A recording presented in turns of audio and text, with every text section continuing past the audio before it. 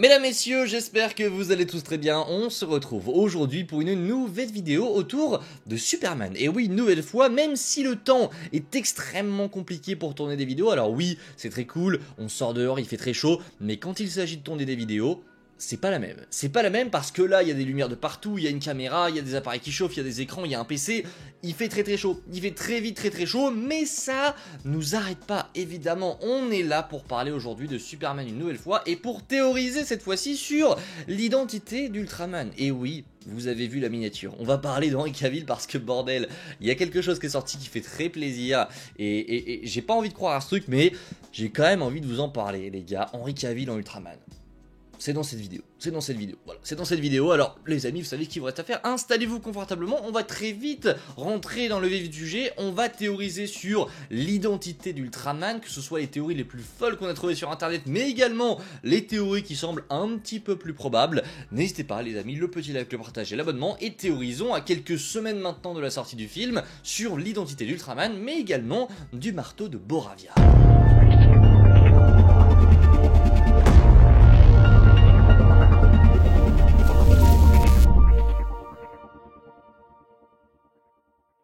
Petit contexte évidemment pour ceux qui ne connaissent pas le personnage d'Ultraman, dans les comics, il s'agit très clairement, pour vous faire un résumé, d'une version maléfique de Superman. Par exemple, c'est son opposé et en gros, la kryptonite lui est bénéfique. Dans certaines versions de comics, la kryptonite sert vraiment beaucoup à Ultraman, alors que vous le savez, la kryptonite pour notre Superman à nous, c'est clairement son plus gros point faible. De même pour la lumière, ça a l'air d'avoir été repris dans cette nouvelle version de Superman. On voit qu'Ultraman est vraiment un petit peu camouflé de partout, il n'y a vraiment pas un bout de peau qui dépasse de son costume, à croire que du coup, là où pour Superman, le soleil, la lumière peut le guérir, pour Ultraman, ce serait donc un énorme point faible. Vous avez compris le topo, c'est vraiment Superman en mode maléfique, c'est son alter ego, c'est vraiment une version maléfique assez proche de ce qu'on peut avoir avec Bizarro sur le plan assez large, mais en gros, voilà, pour le topo autour d'Ultraman, vous le voyez dans sa version évidemment comics juste ici, il est très stylé, alors il est très différent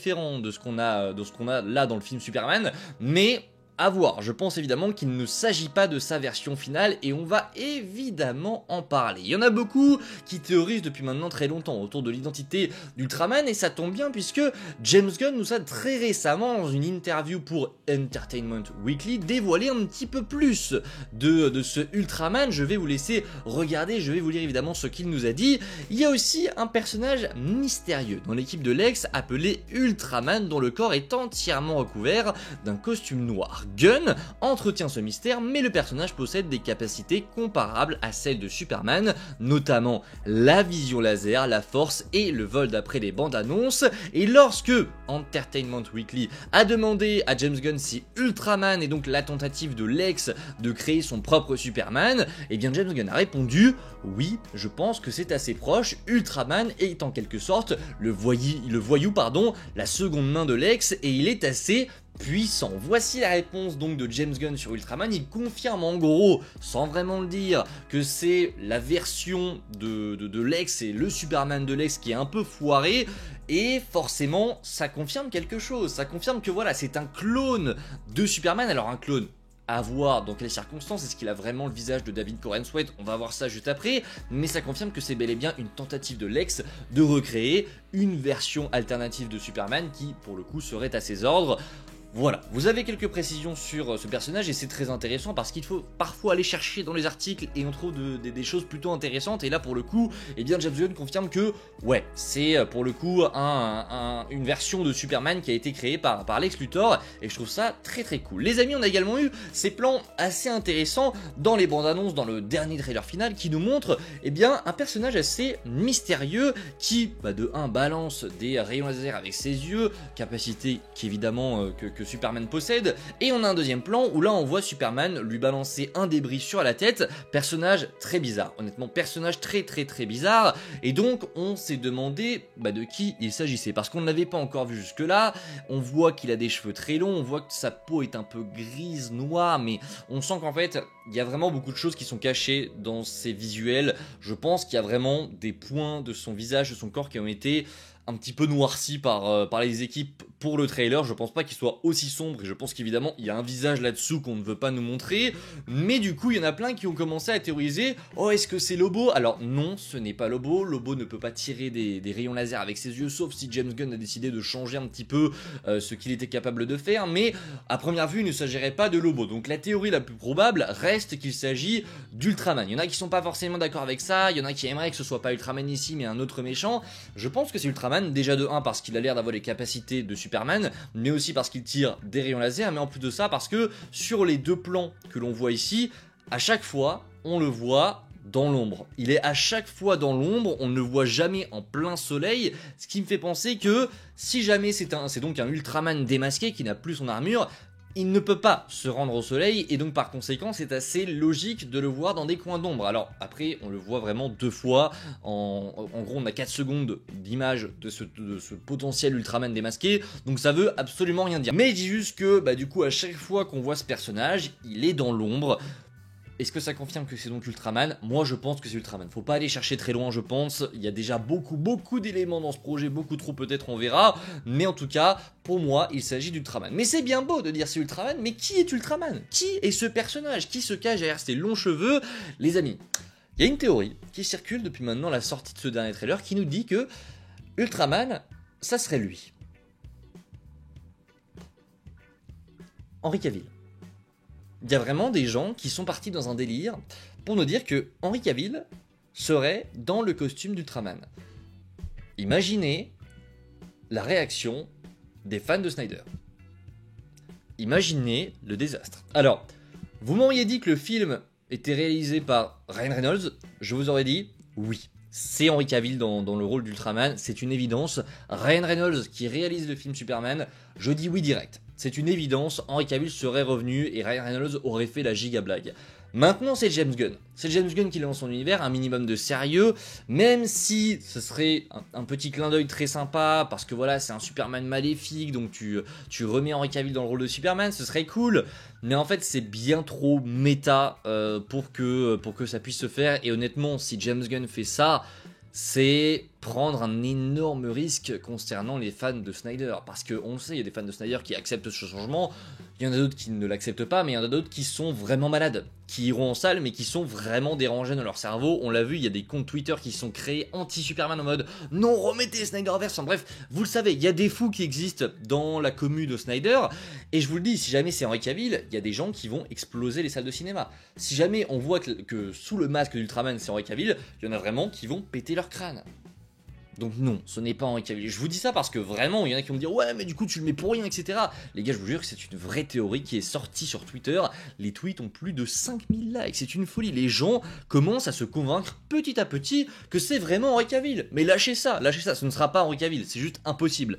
Si c'est ça, je sais pas quoi faire, mais honnêtement, si c'est ça les gars, c'est la pire erreur je pense de James Gunn, mais c'est impossible parce que c'est basé sur rien, il n'y a aucune rumeur, James Gunn n'a rien dit, et puis ce serait trop méta, en fait c'est bien trop tôt, ça n'aurait aucun putain de sens. Les amis, rentrons vraiment dans le concret, parce que là Henry Cavill c'est drôle, nanani nanana, mais là on va parler évidemment de ce qui pourrait vraiment se cacher sous son masque. À commencer par, un clone de Lex Luthor, donc là on part vraiment sur Nicholas Hoult qui joue 2 rôles, donc Lex et Ultraman, ce qui serait intéressant. Est-ce qu'il a essayé de se cloner lui-même, et donc ce serait très logique, et très normal de la part de Lex Luthor d'essayer de se cloner lui-même et de faire genre que c'est lui, et regardez j'ai les pouvoirs de Superman. C'est totalement lui, surtout que quand tu vois qu'Ultraman... En fait, Ultraman est forcément une création de Lex ici, parce que ça m'étonnerait qu'il le fasse venir d'un autre monde, mais surtout parce que... Enfin, c'est dans le nom, ça colle totalement avec Lex Luthor. Le fait qu'il s'appelle Ultraman, tu vois un peu que ça vient de Lex. Je pense que vraiment, ils vont jouer sur la case de... vous avez Superman, moi j'ai Ultraman, j'ai mieux que Superman. Je pense qu'ils vont vraiment jouer là-dessus, et pourquoi pas faire en sorte que ce soit du coup un clone de Lex Luthor. À voir, ça a déjà été fait, et j'aimerais vraiment voir un Nicholas Hoult avec des cheveux longs. Ce serait très bizarre, je vous avoue, mais à voir. à voir parce qu'il y a vraiment pas mal de possibilités. Il y a également évidemment la possibilité qui pour moi est la plus probable, c'est que ce soit directement David Corenswet qui joue un double rôle et qui est donc le rôle également de Ultraman. Après ça fermerait peut-être la porte à un Bizarro parce qu'il y en a plein qui pensent aussi que Bizarro est peut-être déjà là et qu'en fait ce Ultraman est en quelque sorte les prémices de Bizarro. Alors il y en a qui vont me dire ça ne colle pas du tout avec les comics. En fait il faut savoir que à la base, ce sont des adaptations, donc on peut faire un petit peu ce qu'on veut tant qu'on respecte certaines choses avec les personnages. Donc on peut avoir, pourquoi pas, un Ultraman qui évolue en Bizarro. Ça peut arriver, même si encore une fois Bizarro a un background que Ultraman n'a pas et c'est très différent. Je vous le dis, c'est des adaptations, donc on peut avoir des choses très différentes. Il y en a qui pensent qu'il s'agit de Bizarro. Je pense pas, ça me semblerait quand même un peu bizarre, donc pour moi, la piste Bizarro est à écarter, mais c'est totalement probable qu'en fait, Lex ait déjà essayé donc de créer une nouvelle version de Clark, une nouvelle version de Superman, qu'elle ait un peu foirée et qu'elle soit devenue maléfique. Ce serait très très intéressant. Donc ouais, il y a aussi une possibilité pour qu'évidemment ce soit un clone de Superman qui soit joué par David Corenswet. Il y a une dernière possibilité qui m'intéresse un peu moins honnêtement, ce serait moins croustillant mais ce serait tout aussi cool parce qu'on n'a pas encore découvert l'acteur. Ce serait donc que ce soit un acteur encore inconnu, qu'on n'a pas découvert et qui soit un peu lambda. Alors lambda dans le sens où c'est pas un truc ultra croustillant, c'est juste un acteur qu'on a mis dans le costume et hop voilà il joue Ultraman, c'est cool. Il n'y a rien de très croustillant mais encore une fois, j'ai du mal à croire ça parce qu'on joue quand même beaucoup la carte du mystère autour du personnage, donc je pense qu'il y aura une révélation sur son identité juste après et qu'il aura forcément un visage familier. Un visage familier, que ce soit Henry Cavill, partons très loin, ou encore du coup David Corenswet, ou encore Nicolas Hoult. Je pense vraiment que si la com est tournée sur ça, c'est qu'il a un visage familier et qu'on va reconnaître quand on le verra. Après à voir, on n'est pas à l'abri que ce soit juste un nouvel acteur ou qu'on ne voit jamais son visage. C'est possible aussi qu'on ne voit pas du tout son visage, mais si on doit théoriser sur son identité, moi je partirais plus sur un clone de David Corenswet. Voilà, je dis David Corenswet parce que voilà, on parle du visage, je pense qu'il aura la même tête que David Corenswet. À voir, mais écoutez, dites-moi vos avis en commentaire, évidemment ça m'intéresse. Et on n'a pas terminé, j'aimerais également revenir sur, qui est Boravia. Alors qui est Boravia, ça ne veut rien dire, mais j'avais pas de place sur l'image. Qui est le marteau de Boravia? Parce que vous le savez, on l'a également vu et on n'avait pas assez théorisé sur ce personnage.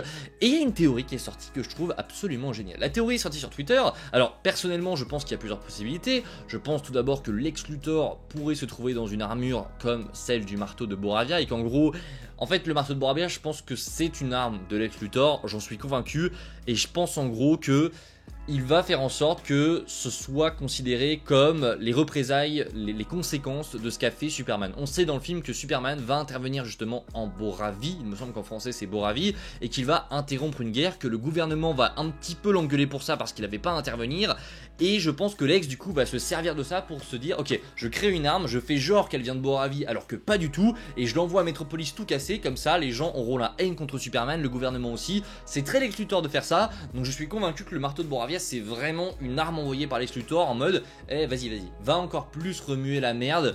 Je pense que vraiment c'est ça. Maintenant, qui se cache derrière? Soit c'est directement Lex, mais encore une fois, je trouve que c'est trop tôt pour faire un affrontement Superman-Lex. C'est un affrontement qui doit être mythique, et je pense que c'est beaucoup trop tôt pour mettre Lex dans une armure, surtout qu'on sait Lex aura son armure à un moment donné, tout va mener à ça, mais je pense que c'est bien trop tôt. Surtout que je pense que toute cette intrigue autour du marteau de Boravie va se trouver au début. Maintenant, il y a une théorie qui est sortie, et qui est très intéressante honnêtement. Ce serait que sous ce gros costume du marteau de Boravia, on y trouve Supergirl.